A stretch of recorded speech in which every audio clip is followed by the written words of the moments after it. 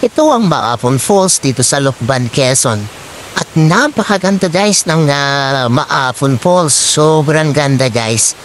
Siguro kung 90 degrees ito parang Hulugan Falls.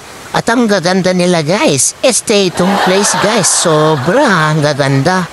Nga lang wala akong nakuhang number yung guide guys para mabalik po dito sa lugar. O diba? Ang ganda kasi ng lugar, but anyway, pupuntahan ko na lang siya guys. Madali lang naman tong puntahan. Ang paraan para mapuntahan ito guys kung galing ka ng Maynila ay Santa Cruz ulit or sa Buendia, pabiyahing Santa Cruz Laguna, and then Santa Cruz Laguna papunta dito sa Lucban.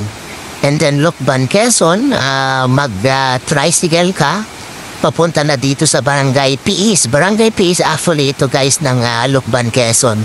So yun, dadaling ka na dito, meron lang environmental fee na 20 pesos, 300 pesos sa guide, at okay na. Yun nga lang magte-trek ka dito guys. So kailangan mo ng konting exercise warm-up para sa gayon ay hindi ka mahirapan. Yung pababa guys ang madali. Kaso yung mahirap ay ang pahon. Pero ang ganda guys, tara dito!